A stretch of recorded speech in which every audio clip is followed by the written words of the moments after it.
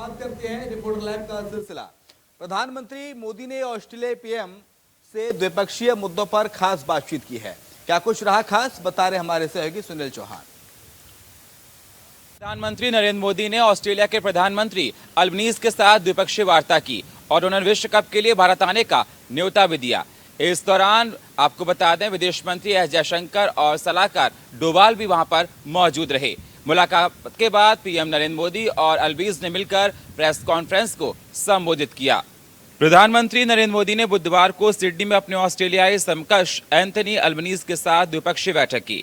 बैठक में भारत के विदेश मंत्री एस जयशंकर, राष्ट्रीय सुरक्षा सलाहकार अजीत डोभाल भी साथ रहे।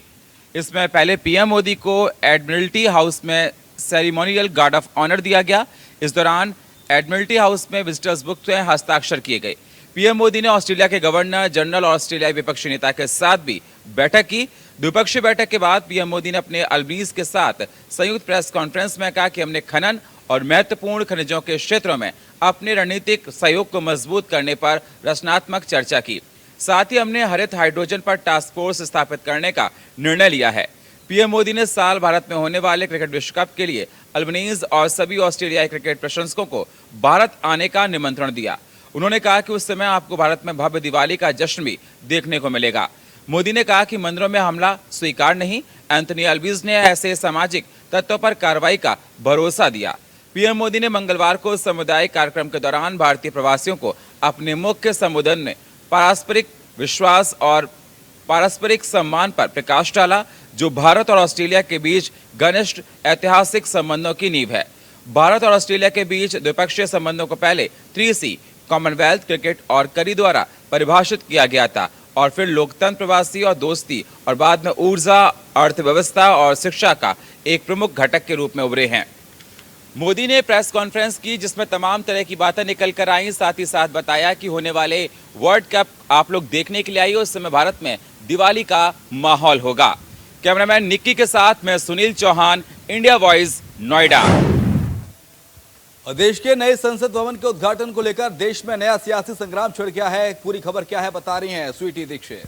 नए संसद भवन का उद्घाटन होने वाला है 28 मई की 12 बजे दोपहर को ये उद्घाटन होने वाला है, लेकिन इस उद्घाटन को लेकर 19 ऐसे विपक्षी दल हैं जिन्होंने बायकॉट किया है। बता दें, इसमें कांग्रेस, टीएमसी और कई नेता मौजूद है। इसमें आरजेडी की भी पार्टी है और इसमें आपको बता दें आम आदमी पार्टी की भी पार्टी है। तो कई ऐसे पार्टी है जिन्होंने इस उद्घाटन को बायकॉट करने की तैयारी कर दी है। कई वजह है जिसकी वजह से उद्घाटन को बायकॉट किया जा रहा है। कांग्रेस का साफ तौर पे कहना है कि उद्घाटन पीएम मोदी क्यों करेंगे, राष्ट्रपति द्रौपदी मुर्मू ही क्यों नहीं करेगी, और यही सवाल है, इसलिए हम इसको बायकॉट कर रहे हैं। तो वही मल्लिकार्जुन खड़गे का कहना है कि पहले भी ऐसा हुआ था, जब आपको बता दें कि जब गोविंद जो राष्ट्रपति थे उनके द्वारा इसका शिलान्यास नहीं किया गया था, और आज राष्ट्रपति के द्वारा ही संसद भवन का उद्घाटन नहीं करवाया जाएगा 28 मई को। यानी कि साफ तौर पे ये दिख रहा है कि राष्ट्रपति को दूर रखा जा रहा है इस कार्यक्रम को। एक तरीके से देखा जाए तो संसद भवन की जो जान होती है राष्ट्रपति, उसको ही दूर रखा जा रहा है। तो कई विपक्षी दल ये भी कह रहे हैं कि आदिवासी का ये अपमान है, पहले इनसे शिलान्यास नहीं करवाया था और अब देखिए कि जो इनको उद्घाटन का मौका नहीं दिया जा रहा। तो कुछ नेता ऐसे हैं जिन्होंने तारीख को लेकर सवाल खड़े किए हैं। कई पार्टी ऐसे हैं जिनका कहना है कि 28 मई की तारीख क्यों चुनी गई है, क्योंकि 28 मई 1883 में वीर सावरकर का जन्म हुआ था और ये मात्र एक इत्तेफाक है, ये जानबूझ के यही तारीख तकी गई है। इस पे भी सवाल खड़े हो रहे हैं।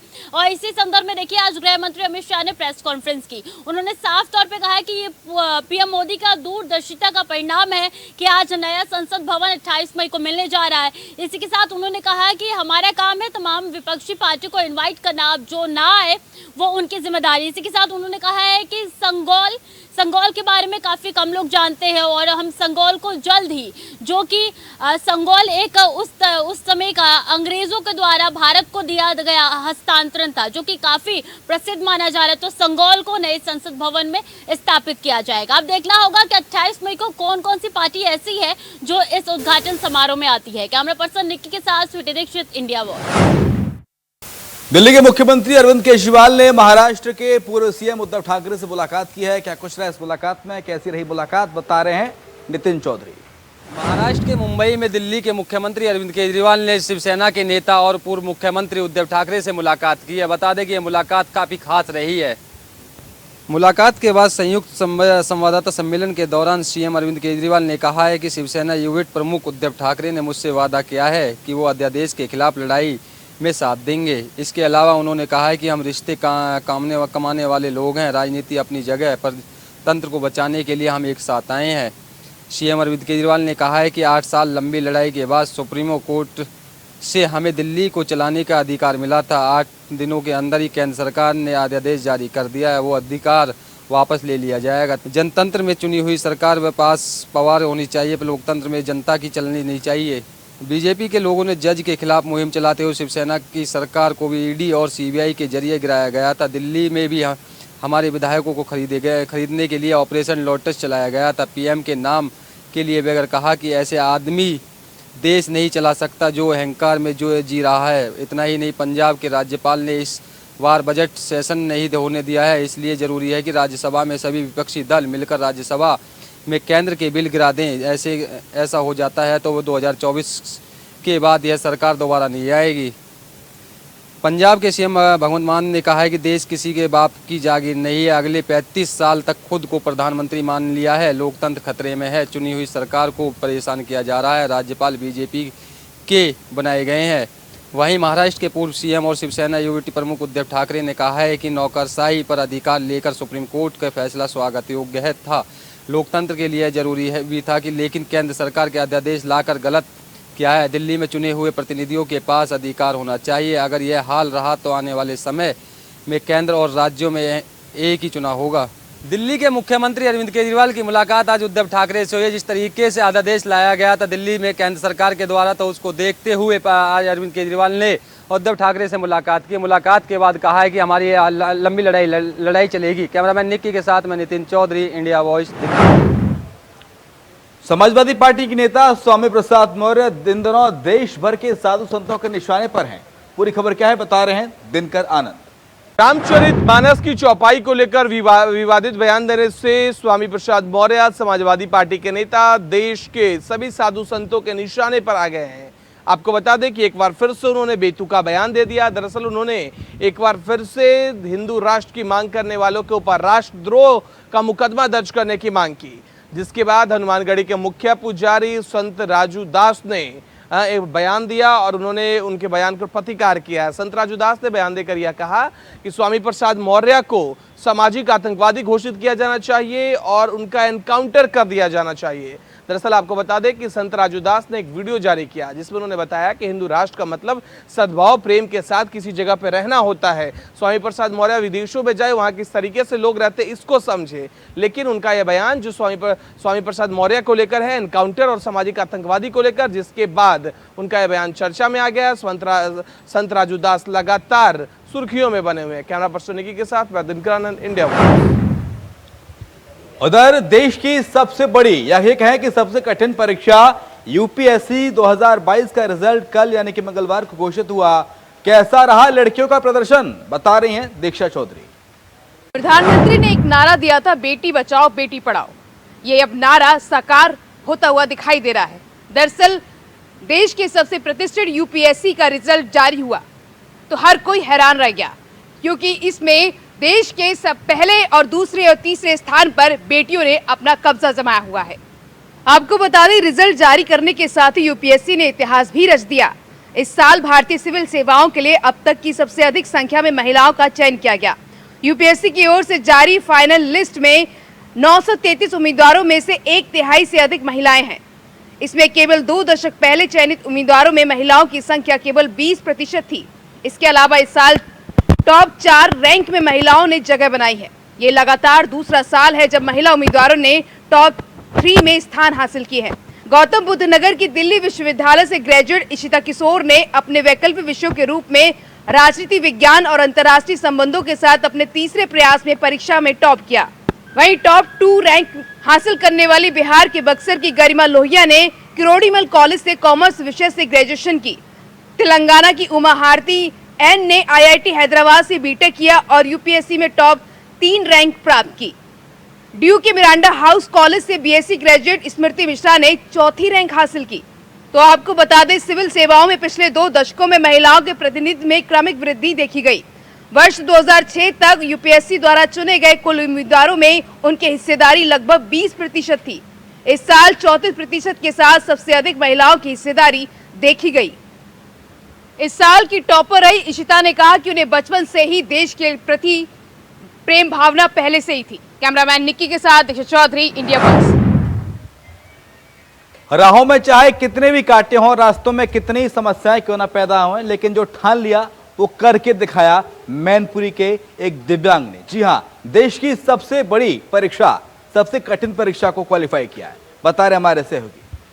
दिव्यांग सूरज के हौसले को आज हर कोई सलाम करता हुआ नजर आ रहा है। दिव्यांग सूरज, उनके पिताजी राजेश तिवारी, सूरज तिवारी, राजेश तिवारी उनके पिता हैं। उन्होंने सिलाई कढ़ाई मशीन सिलाई का काम करते हैं, माता घर का काम करती हैं। दोनों ही ने कड़ी मेहनत के बाद सूरज को पढ़ा लिखा कर इस कदर तक बना दिया कि आज सूरज पूरे प्रदेश और देश दुनिया में चमकने को तैयार है। सूरज तिवारी की बात की जाए तो 2017 में ट्रेन हादसे के दौरान उन्होंने अपने पैर और दोनों हाथ गंवा दिए थे। मात्र एक हाथ की 3 उंगलियों के सहारे सिविल की जंग उन्होंने जीत ली है, जिसके बाद देर रात उनके घर उनकी शुभकामनाएं देने का और मिठाई खिलाने का दौर शुरू हो गया है। जिसके बाद आपको बताते चलें, सूरज तिवारी की मां से बात की गई तो उन्होंने बताया कि उनके बेटे ने हौसले की जंग कभी हारी ही नहीं। जब उस हादसे में उनके बेटे के दोनों ही पैर चले गए, हाथ चले गए, उसके बाद भी उसने कहा, माँ चिंता मत करो, मैं भी हौसला अभी नहीं हारा हूँ, जंग अभी और बाकी है। लेकिन जब जैसे ही कल रिजल्ट आने के बाद उनके घर में खुशी का माहौल देखने को मिला है, तो वहीं पिता कड़ी मेहनत सिलाई करने का, मशीन चलाने का काम करते हैं। जिसके बाद लोगों का कहना है कि बहुत सूरज बचपन से ही पढ़ाई में काफ़ी तेज़ थे और लगातार पढ़ाई कर रहे थे। उनकी बहन और उनका एक छोटा भाई है, बड़े भाई का देहांत हो चुका है। परिवार स्थिति इतनी ठीक नहीं थी कि सारे खर्चे को लेकर सूरज तिवारी अच्छी पढ़ाई परवरिश में कर सकें। गवर्नमेंट के खर्चे पर उनको स्कॉलरशिप मिली। उसके बाद उन्होंने जेएनयू में प्रवेश लिया। जेएनयू में प्रवेश लेने के बाद उनकी पढ़ाई शुरू हुई और उन्होंने मन लगाकर मेहनत करने के बाद आज इस मुकाम तक पहुँचे हैं। जिसके बाद IAS उन्होंने पास कर लिया है। मैनपुरी से इंडिया वॉइस के लिए मुकेश कुमार। उधर उत्तरी कश्मीर में आतंकवादियों के छिपे होने की सूचना पर सुरक्षा बलों ने सर्चिंग अभियान तेज कर दिया है। पूरी खबर क्या है, बता रहे हैं जूही। उत्तरी कश्मीर के राफियाबाद बारामूला में आतंकी होने की सूचना मिली थी, जिसके बाद से सुरक्षा बलों ने यहां तलाशी अभियान चलाया। आपको बता दें कि इस समय G20 की बैठक को लेकर कई देशों के प्रतिनिधि के यहां होने की वजह से सुरक्षा व्यवस्था इस घाटी में जो है हाई अलर्ट मोड पर है। स्वचालित हथियारों से लैस 3 आतंकियों को देखे जाने की सूचना पर जो है यह तलाशी अभियान चलाया गया था। इनमें से एक आतंकी स्थानीय बताया जा रहा है।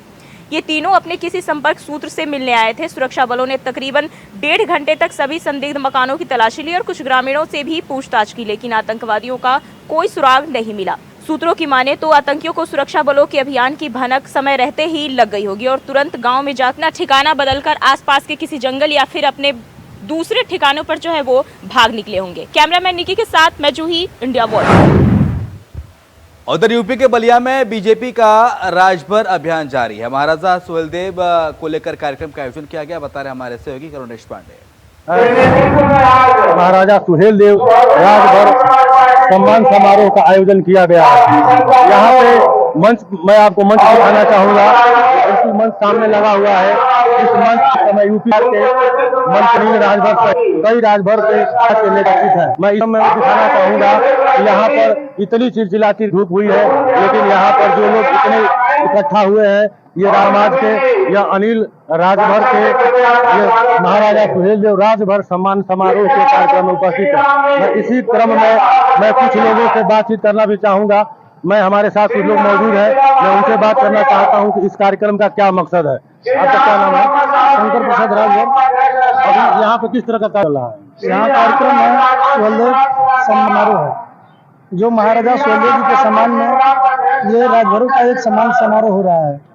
क्या ये 2024 लोकसभा का चुनाव को देखते हुए इस कार्यक्रम को माना जाए या ऐसे सम्मान समारोह का आयोजन किया गया, क्या मानते हैं आप? यहाँ ये राजभरों को एक महाराजा सुहेलदेव जी जो महाराजा थे उसी के सम्मान में ये समारोह चल रहा है। और राजभरों के लेकर के ये राजभर तो पूरा भारतीय जनता पार्टी के साथ है। ये 2024 में भी राजभर बिरादर पूरा भारतीय जनता पार्टी के साथ में रहेंगे। यहाँ इस क्षेत्र के एक ओम प्रकाश राजभर भी है जो राजभर समाज के अपने को नेता मानते हैं, आप उनको कैसे देखना चाहते हैं? ओम प्रकाश राजभर एक ठग नेता है। ये राजभरों को इकट्ठा करके बेचने का काम करते हैं। वो राजभरों के नेता नहीं है, वो पैसा का नेता है। वो कभी राजभरों के नेता नहीं होंगे। तो क्या राजभर उनके कहने से उनके जहाँ मैंने वोट दिलवाना चाहेंगे, पार्टी में जाना चाहेंगे, राजभर नहीं जाएंगे? अब राजभर कहीं जाने वाली नहीं है। फिर केवल बीजेपी को वोट देंगे, उनका केवल कमल निशान ही चुनाव चिन्ह रहेगा। वो केवल थर्ड पार्टी बना करके और अपने जैसे मुलायम सिंह अपने परिवारवाद को चलाते हैं उसी तरह ओम प्रकाश राजभर वो भी अपने परिवारवाद चला रहे हैं। 18 ये सापा से गठबंधन करके 18 सीट मिला, केवल किसी भी टिकट नहीं दिए, केवल अपने पिता बेटा को और अपने चुनाव लड़े। लेकिन वो तो कहते हैं कि हम राजभर के हितैषी हैं, राजभर समाज के लिए बहुत कुछ किए हैं। वो राजभर का हितैषी नहीं है, वो कुछ नहीं है राजभर का हितैषी।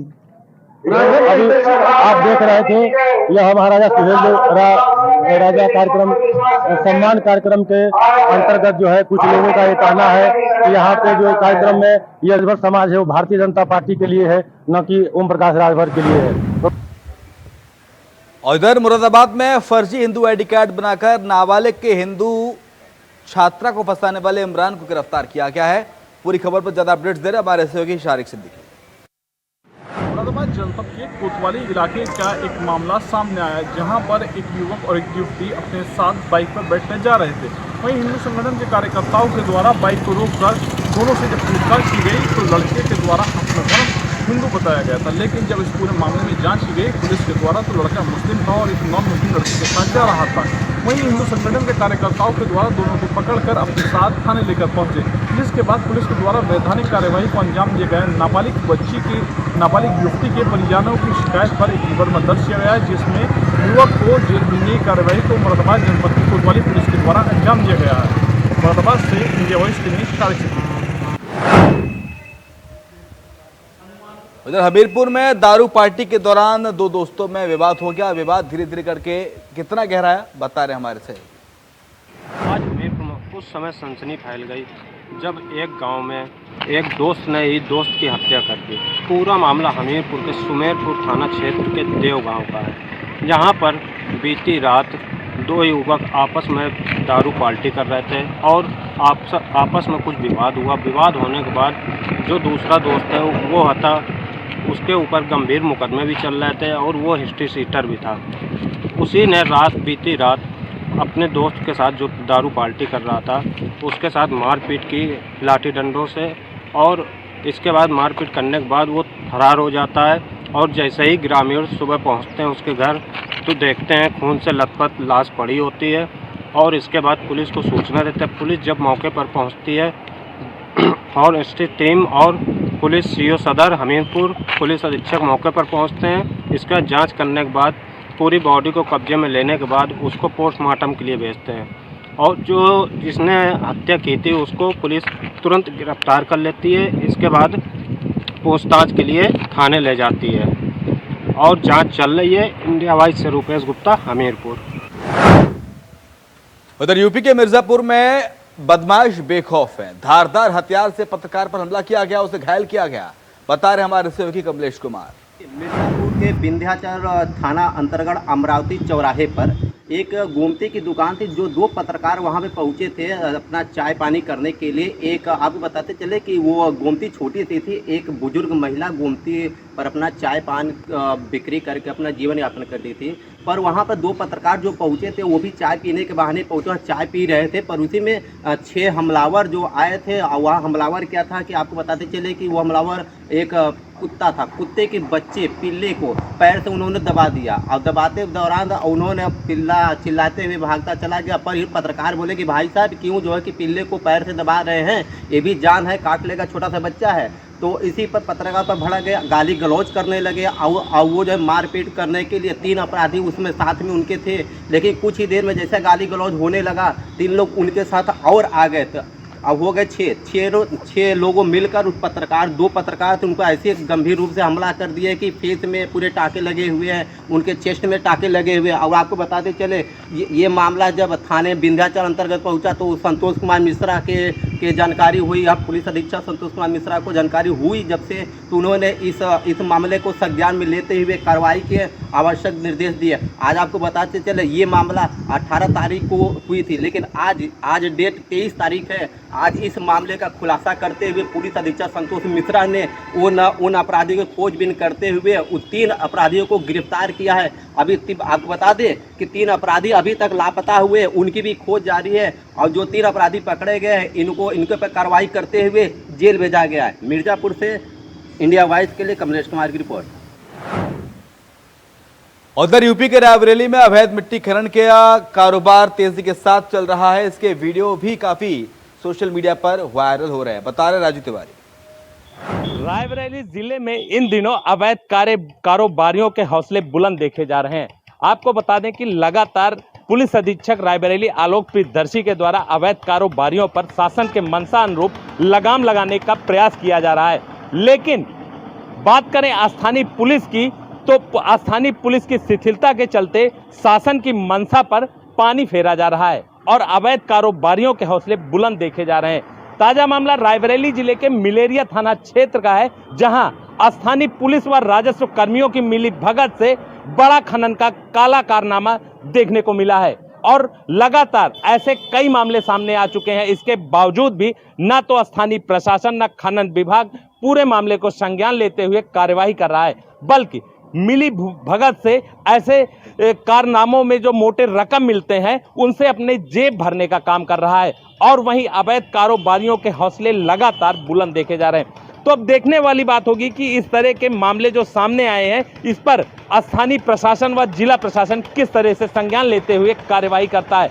लेकिन आपको बता दें कि इससे पूर्व भी रायबरेली जिले के कई ऐसे कारनामे सामने आए हैं जो लगातार स्थानीय प्रशासन को चुनौती दे रहे हैं और वो काले कारनामे करते हुए दिखाई पड़ रहे हैं। तो अब बता दें कि रायबरेली जिले के मिलेरिया थाना क्षेत्र के का जो मामला संज्ञान में आया है, इसके बाद किस तरह से कार्रवाई की जाएगी ये तो खैर आने वाला वक्त बताएगा। लेकिन लगातार खनन विभाग को चुनौती देने वाले खनन माफिया लगातार सक्रिय दिखाई दे रहे हैं और धरती का सीना चीरती हुई जेसीबी दिखाई पड़ रही है। तो ऐसे में जिला प्रशासन और खनन विभाग अब क्या कार्यवाही करता है ये तो आने वाला वक्त बताएगा। राजू तिवारी, इंडिया। उधर हरदोई के अरवल इलाके में शॉर्ट सर्किट के चलते घर में आग लग गई और देखते देखते इस आग ने अपनी चपेट में 5 घरों को ले लिया, बता रहे हमारे सहयोगी अनंत त्रिवेदी।